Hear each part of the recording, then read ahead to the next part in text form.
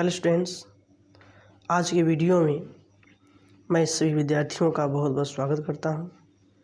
देखिए स्टूडेंट्स, आज का हमारा टॉपिक है काजेटिव वर्ब्स। ये बहुत ही इम्पॉर्टेंट टॉपिक है। तो हम लोग अब इसमें सीखेंगे कि काजेटिव वर्ब्स का प्रयोग करके हम लोग कैसे ट्रांसलेशन उसका करते हैं और कैसे पहचानें कि यहाँ पर काजेटिव वर्ब्स का प्रयोग हमें करना है। इसी बात को हमको आज इस वीडियो में समझना है स्टूडेंट्स। आइए अब हम लोग काजेटिव वर्ब्स को सही तरीके से समझते हैं। देखिए स्टूडेंट्स, जो काजेटिव वर्ब्स होती है, काजेटिव वर्ब्स को हम लोग हिंदी में कहते हैं प्रेरणार्थक क्रियाएं। यानी कि काजेटिव वर्ब्स को हम लोग हिंदी में क्या कहते हैं? प्रेरणार्थक क्रियाएं। ठीक ना। अब देखिए जो काजेटिव वर्ब्स हैं वे कौन कौन होते हैं। देखिए काजेटिव वर्ब्स जैसे कि मेक है, काज है, CAUSE, make, cause, get, have, ये सब काजेटिव वर्ब्स होते हैं। लेकिन हमको यानी कि समझना पड़ता है कि कहाँ पर हम लोग मेक और काज का प्रयोग करते हैं और कहाँ पर गेट और हैव का प्रयोग करते हैं। तो देखिए स्टूडेंट्स, आइए अब हम लोग समझते हैं काजेटिव वर्ब को सही तरीके से। इसका हम लोग यूज़ करना सीखेंगे और इसको हम लोग समझेंगे कि कैसे हम लोग सेंटेंस को पहचानें कि यहाँ पर काजेटिव वर्ब का प्रयोग किया जाएगा। ठीक है। देखिए स्टूडेंट्स,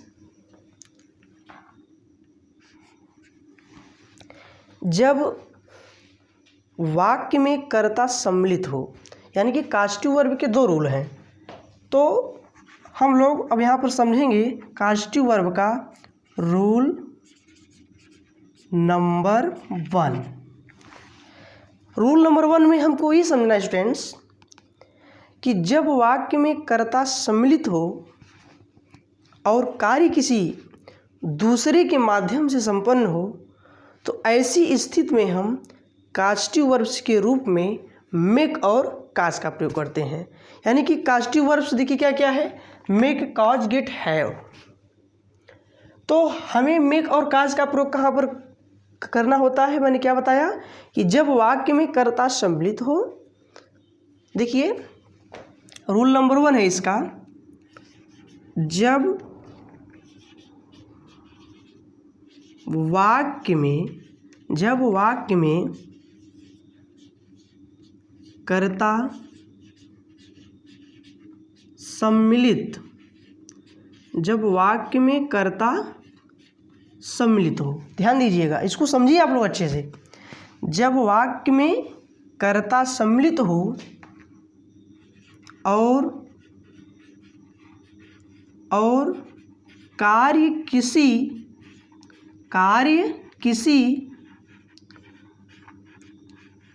दूसरे के माध्यम से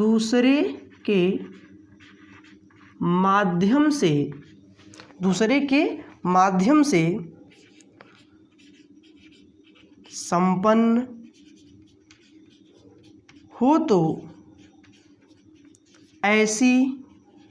हो, तो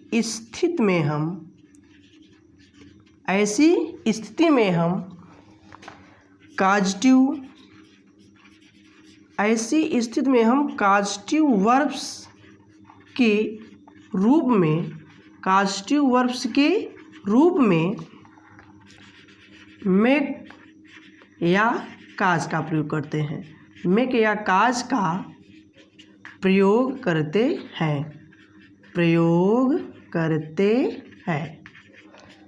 देखिए स्टूडेंट्स, मैंने आपको ये बताया कि जब वाक्य में कर्ता सम्मिलित हो और कार्य किसी दूसरे के माध्यम से संपन्न हो, तो ऐसी स्थिति में हम काजेटिव वर्ब्स के रूप में मेक या काज का प्रयोग करते हैं।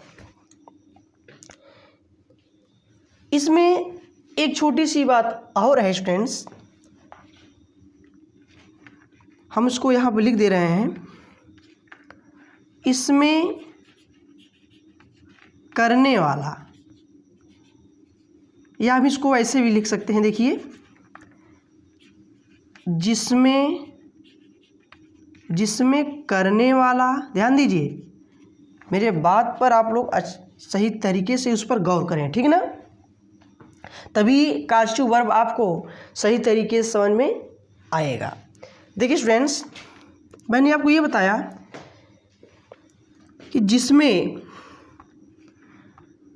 करने वाला और करवाने, देखो जिसमें करने वाला और करवाने वाला, जिसमें करने वाला और करवाने वाला दोनों हो,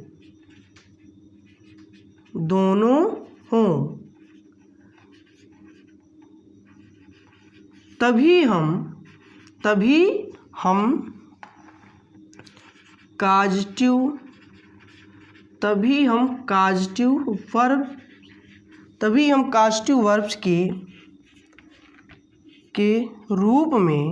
कास्टिव वर्ब्स के रूप में मेक या काज का प्रयोग करते हैं। मेक या काज का प्रयोग करते हैं, ठीक ना। मैंने आपको क्या बताया कि जब वाक्य में कर्ता सम्मिलित हो और कार्य किसी दूसरे के माध्यम से संपन्न हो तो ऐसी स्थिति में हम कास्टिव वर्ब्स के रूप में मेक और काज का प्रयोग करते हैं। इसके बाद मैंने ये बताया कि जिसमें करने वाला और करवाने वाला दोनों हो, यानी कि जिसमें काम करने वाला भी हो और करवाने वाला भी हो, तो ऐसी कंडीशन में हम लोग कास्टिव वर्ब्स के रूप में मेक और काज का प्रयोग करते हैं। जैसे कि हमने यहाँ पर एक सेंटेंस लिखा, उसने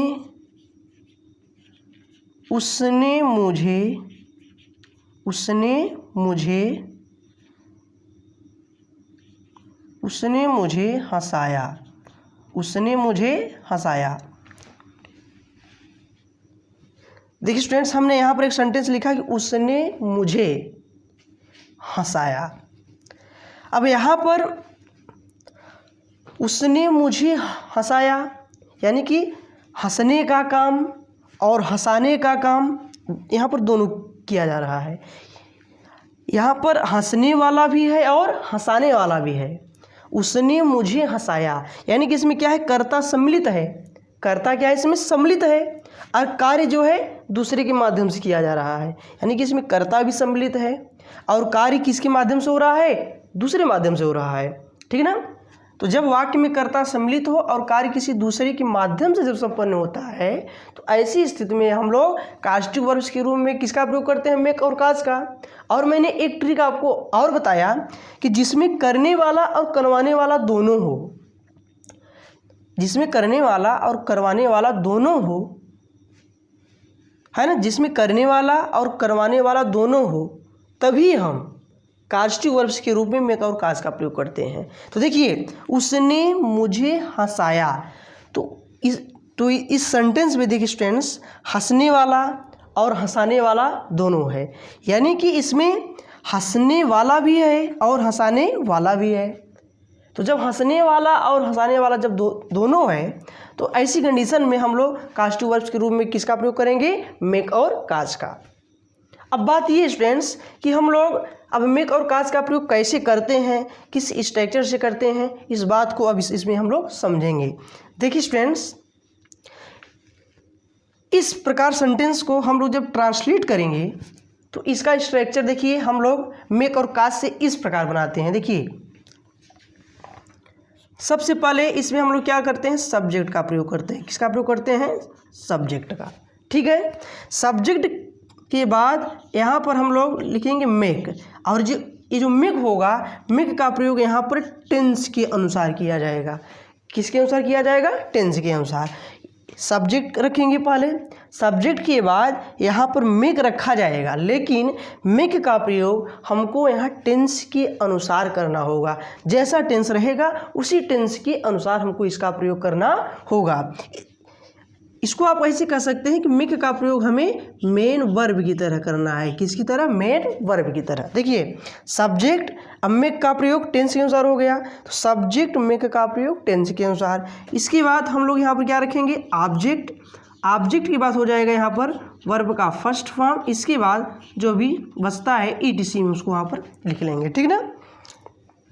अब देखिए स्टूडेंट्स, इसको जब हम लोग काज से जब बनाएंगे इस स्ट्रक्चर को, तो कैसे बनेगा? देखिए सेम काज भी इसी प्रकार से ही बनेगा। सब्जेक्ट की बात हो जाएगा यहाँ पर काज। काज का प्रयोग हम लोग टेंस के अनुसार करेंगे। इसके बाद यहाँ ऑब्जेक्ट हो जाएगा। ऑब्जेक्ट के बाद यहाँ टू प्लस वर्ब का फर्स्ट फॉर्म। इसके बाद यहाँ पर ईटीसी हो जाएगा। ध्यान दीजिए, जब हम लोग मेक से बनाएंगे तो यहाँ पर ऑब्जेक्ट के बाद वर्ब का फर्स्ट फॉर्म करेंगे, ठीक। लेकिन जब हम लोग इसी ट्रांसलेशन को जब काज से जब बनाएंगे तो ऐसी कंडीशन में हम लोग क्या करते हैं कि काज का प्रयोग हम लोग टेंस के अनुसार तो करेंगे, यानी काज का प्रयोग यहाँ पर मेन वर्ब के रूप में किया जाएगा, ठीक है ना। काज के बाद क्या? काज का प्रयोग टेंस के अनुसार होगा। इसके बाद ऑब्जेक्ट हो जाएगा। इसके बाद हम लोग क्या करते हैं कि इस वर्ब के पहले जब काज लगाएंगे तो इस वर्ब के पहले क्या लगाएंगे? टू लगाएंगे, ठीक है ना। अब टू हो जाएगा। टू के बाद वर्ब का फर्स्ट फॉर्म, इसके बाद ईटीसी हो जाएगा, ठीक ना। अब जैसे हमारा सेंटेंस है कि उसने मुझे हंसाया। उसने मुझे हंसाया, तो इसको जब हम लोग जब इसको ट्रांसलेट करेंगे तो क्या हो जाएगा स्टूडेंट? देखिए उसने मुझे हंसाया, है ना। देखिए आइए हम लोग अब इसको समझते हैं इसी स्ट्रक्चर के माध्यम से। देखिए स्टूडेंट्स, उसने मुझे हंसाया। अब हम लोग अब इसको ट्रांसलेट करेंगे। देखिए सेंटेंस क्या है? उसने मुझे हंसाया। उसने मुझे हंसाया। अब देखिए उसने मुझे हंसाया, ये वाक्य जो है किस टेंस का है? ये वाक्य जो है पास्ट इंडिफिनिट का अफर्मेटिव सेंटेंस है तो पास्ट इंडिफिनिट टेंस। और पास्ट इंडिफिनिट टेंस का क्या है? अफर्मेटिव सेंटेंस है। तो पास्ट इंडिफिनिट टेंस की अफर्मेटिव सेंटेंस में हम लोग हमेशा मेन वर्ब के सेकंड फॉर्म का प्रयोग करते हैं, ठीक ना।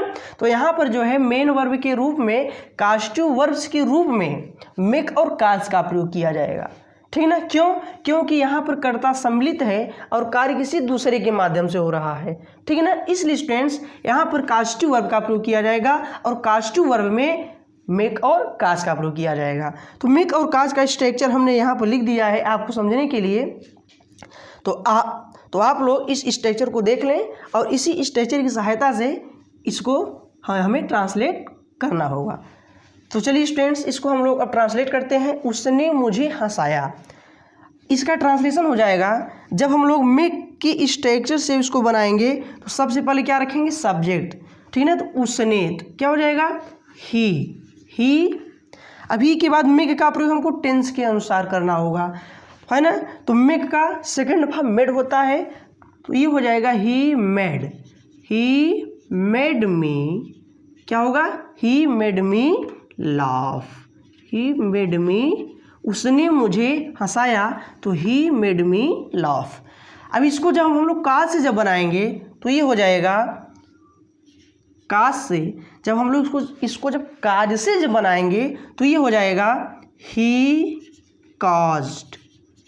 क्या होगा? He caused me. देखो he caused me to laugh. He caused me to laugh. देखिए स्टूडेंट्स, यहाँ पर मैंने इसको मेड से यानी कास्टिव वर्ब के रूप में हमने यहाँ पर मेक का प्रयोग किया है और यहाँ पर काज का, ठीक है ना। नेक्स्ट सेंटेंस, जैसे हमने यहाँ पर एक सेंटेंस लिखा, माँ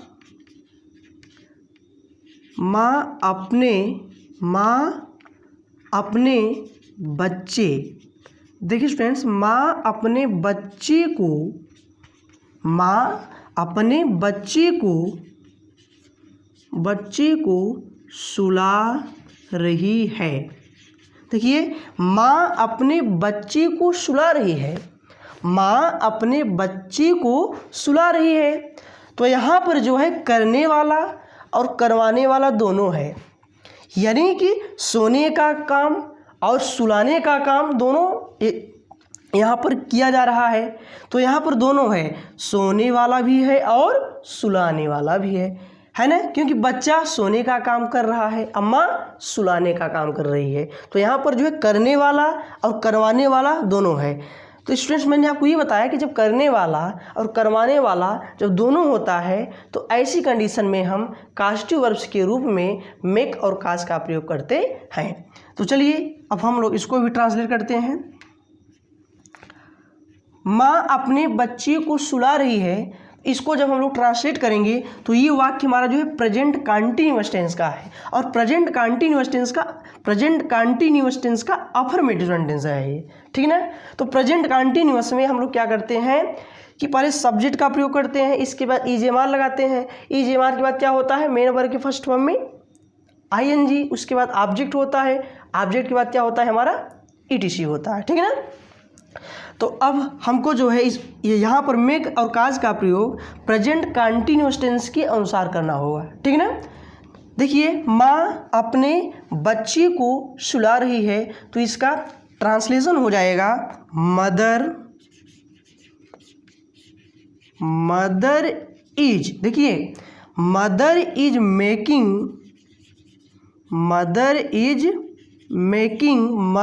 making her,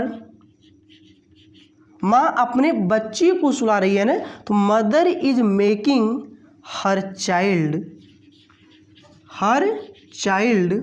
mother is making her child sleep.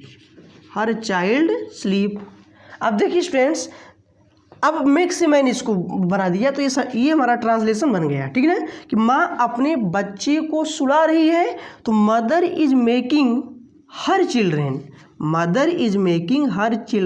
Sleep, ठीक है ना।